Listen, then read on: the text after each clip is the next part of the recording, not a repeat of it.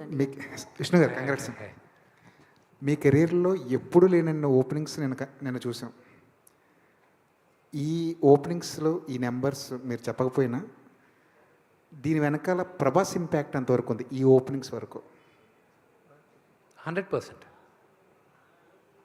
100%. I believe that. కొంతమంది debate చేయొచ్చు Kannappa subject అది ఇదని. I have no ego in accepting నా బ్రదర్ ప్రభాస్ వల్లే ఈ ఓపెనింగ్ వచ్చింది అని. I know that.